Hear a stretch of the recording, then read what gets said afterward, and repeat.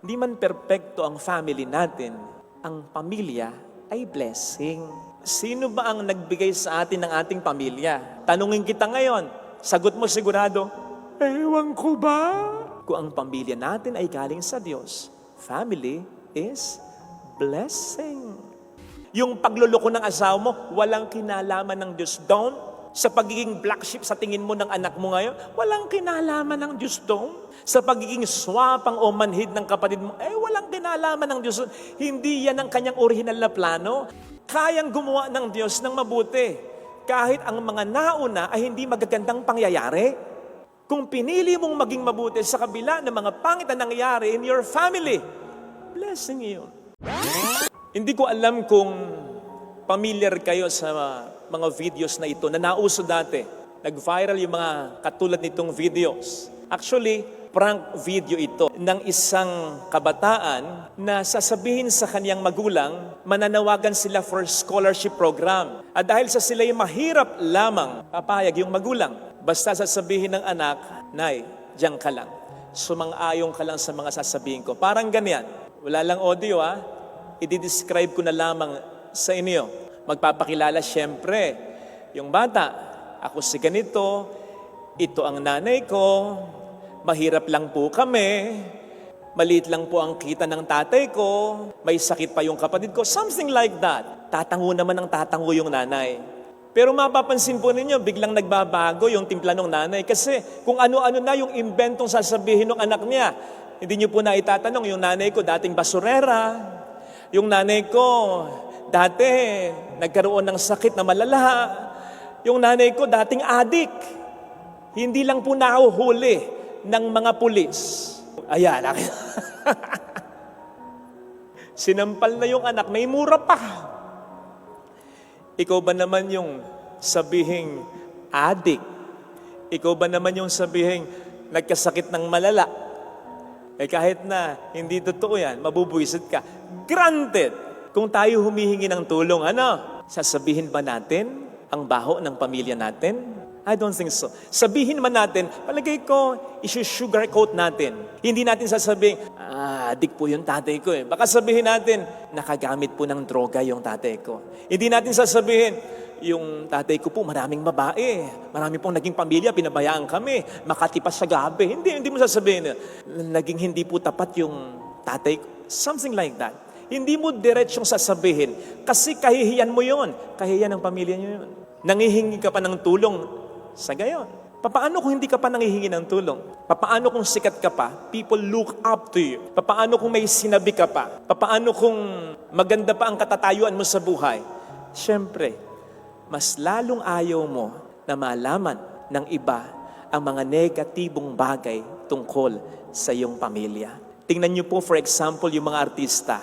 All the while, akala mo binata, akala mo dalaga. Biglang may anak na pala. Paano mo hindi nalaman? Tinatago nila. Meron naman tayong mga kakilala, sigurado natin, dalaga. Dalaga naman talaga. Bigla nilang mawawala sa limelight. Hindi mo alam kung saan napunta, kung napano na. Sa 2 taon, mawawala. Bigla na lang susulpot na walang nangyari. Hanggang sa mababalitaan mo later on, kaya pala nawala ng 1-2 taon, nabuntis na pala, nakapanganak na pala, yung anak malaki na. O diba? Why do we do something like this? Why do we sanitize our lives of unpleasant, undesirable, embarrassing details? Why? For self-image. Ayaw nating mabatikan ang ating imahe. Kaya kung minsan, and unfortunately, na isasakripisyo, nakakahiya natin, even our own family. Hindi ganyan si Jesus. Sa puntong ito ng Ebanghelyong narinig po ninyo, sikat na si Jesus. Tinitingala na siya ng mga tao, sinusundan siya saan man siya magpunta. Iginagalang na siya. Mas lalo pa siyang iginagalang kaysa sa mga Pariseo at Eskriba. Pero pansinin po ninyo kung papaano niya ginustong patuloy na makilala ng mga tao. Anak ng karpintero. In fact, sa Ebanghelyo ayon kay San Marcos, tatawagin siyang ang karpintero. Father, ano ba naman ang masama sa pagiging anak ng karpintero o pagiging karpintero? Wala. Dangan nga lang. Tingnan po ninyo, kung paano ito ginagamit kay Kristo ng mga tao. Pejorative, panlalait, pailalim. Hindi ba't yan ay anak ng karpintero? Hindi ba't karpintero lang yan? Iyon, yung paggamit ng pagkakakilanlang ito kay Kristo ng mga tao. Pero anong disposition ni Kristo? Ikinakahiya ba niya ito? Sigurado ko sa isip at sa puso niya, kapag naririnig niya at nararamdaman niyang yun ang tawag sa kanya, sinasabi niyang diretso sa puso at sa isip niya, no ngayon, kung karpintero ang tatay ko, kung karpintero ako, proud ako. Actually, tip lang ito ng iceberg, hinggil sa pamilya ni Kristo. Ayan, magpapasko na naman. Malamang sa marinig na naman natin yung kanyang talaang kanan. Ama ni ganito, ama ni ganon, ama ni ganito, ama ni ganon. Natatandaan ninyo? O di ba? Madalas ang sinasabing sermon ng mga pari tungkol dito, hindi perpekto yung lahing pinagmula ni Kristo. Merong kamag-anak si Kristo na dayuhan, na sumamba sa mga Diyos-Diyosan. May kamag-anak si Kristo na prostitute. May kamag-anak si Kristo na nakiapid. Di ba't ang Biblia ay inspired by God? Kung ikinahihiya ng Diyos yan, malamang sinabi ng Diyos sa Ebanghelista, ay yung talaang kanan ko'y bawasan mo. Ayoko ng mga taong itaw, sablay, nakakahiya. Malalaman tuloy later on ng mga taga San Jose del Monte. Meron pala akong kalahing ganong. Hindi ganon ang Panginoon. Sulat mo lahat yan sapagkat hindi niya ikinahihiya ang pamilya o lahi na kanyang pinagmulan. Ganon sana. Ganon din sana sa atin. Sapagkat tandaan natin, hindi man perpekto ang family natin, ang pamilya ay blessing. Unang-una, sino ba ang nagbigay sa atin ng ating pamilya? Tayo ba pumili ng ating pamilya? Ikaw ba ang pumili ng anak mo? Ikaw ba ang pumili ng mga magulang mo? Ikaw ba ang pumili ng magiging kapatid mo? Ni hindi ikaw ang pumili sa asawa mo? Oo. O nakailang boyfriend ka bago siya? Nakailang girlfriend ka bago siya? Merong naging seryoso ka talaga? Bakit siya? May nakita ka sa kanya na hindi mo nakita sa iba. Iba yung pakiramdam mo sa kanya. Bakit nga siya? Tanungin kita ngayon. Sagot mo sigurado, ewan ko ba? O, di ba? Kung bakit ganon? Kasi nagmamahalan kayo. At least noon. Ang pagmamahal ay Panginoon. God is love. So siya ang dahilan kung bakit nagkatagpo kayo at naging mag-asawa. Siya ang pumili sa inyo para sa isa't isa. Ang Diyos ay mabuti. At ano ba ang galing sa Diyos? Blessing. Kung ang pamilya natin ay galing sa Diyos, family is blessing. Kahit pa may mga nangyaring hindi maganda, sigurado naman ako, hindi yan ang layunin ng Diyos kung bakit ibinigay sa iyo ang kanyang pamilya. Yung pagluloko ng asawa mo, walang kinalaman ng Diyos doon. Sa pagiging black sheep sa tingin mo ng anak mo ngayon, walang kinalaman ng Diyos doon. Sa pagiging swapang o manhid ng kapatid mo, walang kinalaman ng Diyos doon. Hindi yan ang kanyang original na plano. Ang kanyang original na plano ay maganda. Kaya nga, pagpapala ang pamilya. Father, ganun na nga ang nangyari. So, ang pamilya ay blessing pa ba? Yes! Sapagkat kahit naman nagbago ang asawa mo, kahit papaano may pinagsamahan kayo, may naging bunga ang pagkasama ninyo, hindi ba blessing yon? Kahit naman naging ganyan ng anak mo, kaya nga hindi nag-give up sa kanya, hindi naman siya dating ganyan, na-impluensyahan lang. May mga memorya ka pa rin ng anak mo na maganda ang inyong pagkasama. Katulad din ng memorya mo kahit papaano na may pinagsamahan kayo ng kapatid nyo.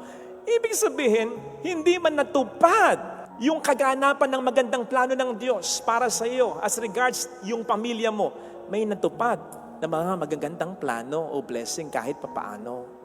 Kahit may mga pangit na nangyayari, hindi mo po pwedeng itanggi. Ikaw ay mas matured ngayon. Ikaw ay mas matatag ngayon. Ikaw ay mas napalapit sa Panginoon. Ikaw ay mas nagkaisip ngayon. Ikaw ay mas naging taga sa panahon ngayon.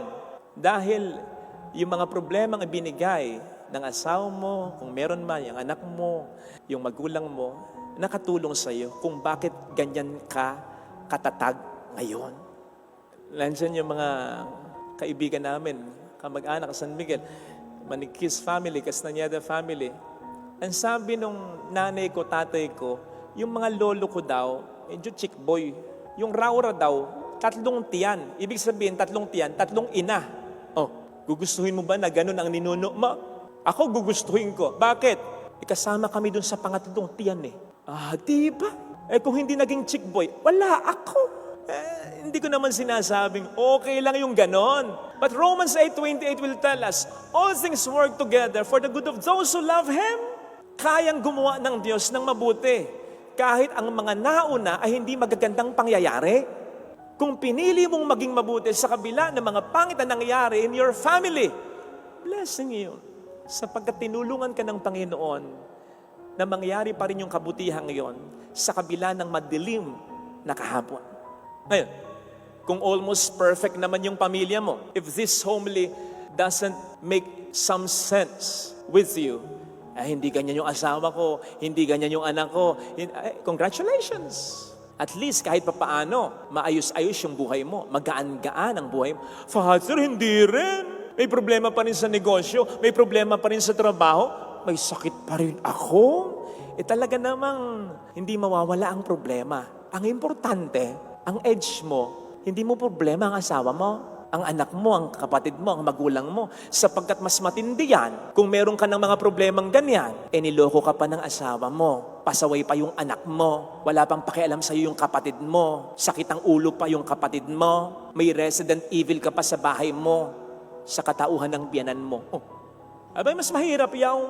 Kaya magpasalamat ka sa Panginoon sapagkat kung ang pamilya mo ay maayos naman, mas nakakaya mo, mas nagiging magaan ang buhay mo. Tingnan po ninyo yung mga may kapansanan. Limbawa, walang mga paa. Makikita mo, hahanga ka, ma-inspire ka. Nakalalakad pa rin. Nakakapunta pa rin saan niya man gustong maibigan. Parang normal, parang buo pa rin. Diba? Nakakahanga. Pero, pinaprioritize pa rin natin. Tinutulungan pa rin natin. Sa pila, inuuna pa rin natin. Bakit? Naawa ka pa rin. Kasi alam mo, kahit parang kinakaya naman niya talaga, mas hirap pa rin siya. Kung sana buo siya, mas magaan ang buhay niya. Mas marami siyang mararating. Mas marami siyang magagawa. Ganon din ang taong may problema sa asawa, sa anak, sa kapatid, sa magulang. Makikita mo, nakaka-inspire. Despite what's happening in his and her life, nakakalaban pa rin sa buhay. Nakakatawa pa rin kahit papaano. Sasabihin mo nga sa kanya, sister, brother, kung ako nasa kalagayan, hindi ko yata kaya ginawa. Nakakahanga, nakaka-inspire. Pero may kurot pa rin sa puso mo, naawa ka pa rin sa kanya kasi alam mo, kung wala lang siyang problema sa pamilya, mas marami siyang makakaya. Mas masaya sana ang buhay niya. Mas marami siya sanang nagagawa para sa kaniyang pamilya. Ganon ang impact mo, ang impact ko sa ating pamilya. Pwede nating pagaanin, pwede nating pagbigatin ang buhay ng pamilya natin. Depende sa kung ano ang ginagawa natin. Huwag mong sasabihin yung, ay, akong gumawa ng problema, ako nang bahala, hindi ko na sila gagambalain. Naku, hindi ganun yun. Hindi ganun yun. Natatandaan niyo si Zaccheo? Si Zaccheo, kinausap ni Kristo. Nang magbago si Zaccheo, sabi ni Kristo kay Zaccheo, Zaccheo, ang kaligtasan ay dumating ngayon sa sambahayan mo, ibig sabihin sa pamilya mo. Abay, ang magkausap lang silang dalawa. Dapat sana sinabi ni Kristo, Zaccheo, inililigtas kita. Hindi Ang sabi ni Kristo kay Zaccheo, ang kaligtasan ay dumating ngayon sa pamilya mo. Lesson, anumang magandang ginagawa natin, damay ang pamilya natin. Anumang pangit ang ginagawa natin, damay ang pamilya natin. Tama namang kahit na may mga pangit na nangyari, sa tulong ng Diyos, pwede pa rin may magandang mangyari sa huli. Tama yun. Pero bakit kailangan pang may pangit na mangyari? Kung po pwede ka namang bilang asawa, bilang anak, bilang magulang, magpakabuti. Bakit pa manggagaling sa hindi magandang pangyayari yung mabuti? Kung pwedeng galing na agad ito sa pagiging mabuting asawa mo, mabuting anak mo, mabuting kapatid mo. Ba't mo pahihirapan ang mga mahal mo mag-struggle, maging ang Diyos na i-convert yung kasalanan, perwisyong ibibigay mo para magdulot ng maganda later on sa pamilya mo. Bakit pa daraan sa prosesong ganon? Kung pwede namang magsimula na agad sa mabuti para maraming mas mangyaring mabuti. The world has enough problems to give our family. Kang mag-alala. Sabi ko nga, kahit almost perfect yung pamilya, magkakaproblema pa rin tayo habang nabubuhay tayo. Pero wag manggagaling sana yung problema sa iyo. Kasi ang problemang galing sa iyo, ang problemang galing sa pamilya, malampasan man ang pamilya mo, mag-iiwan ng sakit, ng sugat, at ng pangit na alala sa pamilya. Fulfilled na yung buhay, nakaraos na kahit papaano, mayaman na yung anak mo, pero may tampo pa rin sa'yo. May mga regrets pa rin. May kurot pa rin sa puso ng pamilya natin. Ito sana ang ating makita, ha? At i-avoid natin. Mainam yung kahit nasa kabilang buhay tayo, kapag inaalala tayo ng pamilya natin, they will always be grateful sapagkat tayo ang malinaw na patunay that family is indeed a blessing. Amen.